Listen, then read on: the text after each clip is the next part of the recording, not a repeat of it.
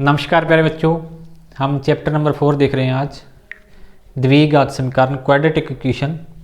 तो इसमें हम पढ़ने वाले हैं कि गुणनखंड विधि से द्विघात समीकरण के मूल ज्ञात करो। किसी द्विघात समीकरण में गुणनखंड विधि से हम द्विघात समीकरण के मूल किस प्रकार से ज्ञात करते हैं, इसके बारे में हम देखने वाले हैं। जैसे हमारे पास एक क्वेश्चन दिया है 2x² + x - 6। तो हम गुणनखंड कैसे करते हैं, हमने देखा है किसी द्विघात समीकरण के जब गुणनखंड करने हैं तो हम square plus bx plus c। तो गुणनखंड के लिए हम क्या करते हैं, a और c की पहले गुणा देखते हैं कितनी है। 6 दूनी 12 हो गए हमारे पास। अब 12 के गुणनखंड 1 गुणा में 12, 2 गुणा में 6 या 3 गुणा में 4 जे हो सकती थी। हमने ऐसा गुणनखंड ढूंढना है जिसका योग या अंतर कितना हो जाए, 1 हो जाए हमारे पास।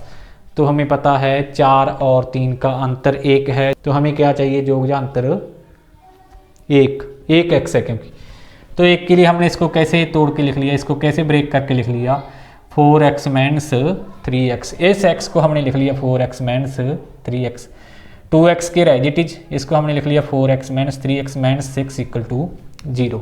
तो अब इन दोनों में से कॉमन हमने क्या निकाल दिया, 2x।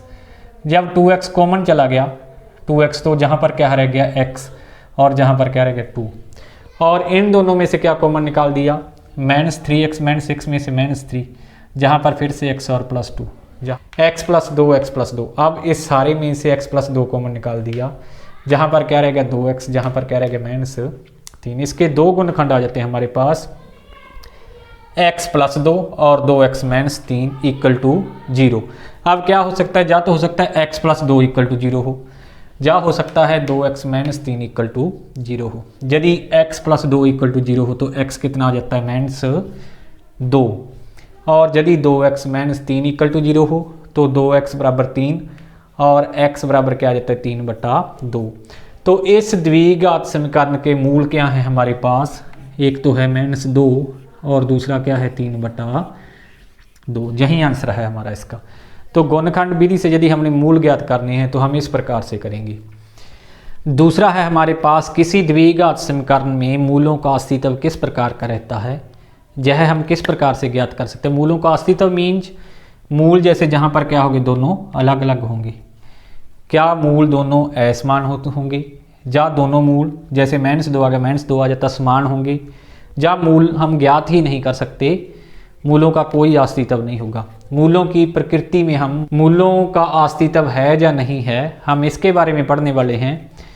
तो मूलों के अस्तित्व के लिए हमें पता है द्विघात समीकरण किस प्रकार की रहती है हमारे पास, ax² + bx + c = 0। सबसे पहला काम हम क्या करते हैं, मूलों की प्रकृति देखने के लिए, मूलों का अस्तित्व देखने के लिए, यह देखने के लिए कि मूल किस प्रकार के होंगे, दोनों मूल बराबर होंगे, दोनों मूल अलग अलग होंगे, या मूलों का अस्तित्व नहीं होगा। इसके लिए हम सबसे पहले विविक्त कर ज्ञात करते हैं। विविक्त कर ज्ञात करने के लिए b² - 4ac, b मीन्स जो x के साथ गुणा में पड़ा है, b² उसका वर्ग -4 गुणा में x² का गुणांक जो a है 4a गुणा में c, b² - 4ac हम ज्ञात करते हैं। यह ज्ञात करने के बाद यदि यह हमारे पास आ जाता है नेगेटिव मीन्स माइनस का आ जाता है, माइनस का मीन्स यह क्या होगा, 0 से छोटा होगा। यदि यह माइनस का आ जाता है मीन 0 से छोटा आ जाता है तो मूलों का अस्तित्व नहीं होगा, हम लिखेंगे मूलों का अस्तित्व नहीं है। दूसरा, यदि यह b² - 4ac बड़ा है, 0 आ जाता है, बड़ा 0 से बड़ा मीन्स प्लस का आ जाता है, 1 2 3 4 5 कुछ भी आ सकता है, कोई पॉजिटिव वैल्यू आ जाती है, b² - 4ac विविक्त कर का मान, तो हम क्या कहेंगे, मूलों का अस्तित्व है। मूल क्या होंगे, असमान होंगे, दोनों मूल अलग अलग होंगे।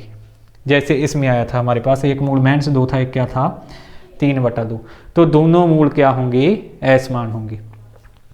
इसी प्रकार यदि हमारे पास आ जाता है b² - 4ac = 0, यदि = 0 आ जाता है, b² - 4ac का मान यदि किसके बराबर रहता है, 0 के, तो हम कहेंगे मूलों का अस्तित्व है।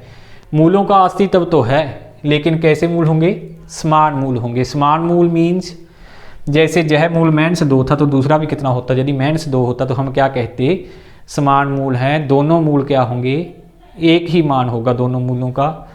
यदि बी स्क्वायर माइनस 4ac बराबर 0 हो तो मूलों का अस्तित्व है, मूल क्या होंगे, समान होंगे। यदि बी स्क्वायर माइनस 4ac बड़ा है 0 मीन्स कोई भी पॉजिटिव वैल्यू हो 0 से बड़ा हो, 1 2 3 4 5 6 कुछ भी हो सकता है, तो मूलों का अस्तित्व क्या होगा, मूलों का अस्तित्व होगा और मूल क्या होंगे, असमान। और यदि यह नेगेटिव आ जाता है, माइनस का आ जाता है, तो हम कहेंगे मूलों का अस्तित्व नहीं है। यदि बी स्क्वायर माइनस 4ac छोटा है 0 तो हम कहेंगे मूलों का अस्तित्व नहीं होगा।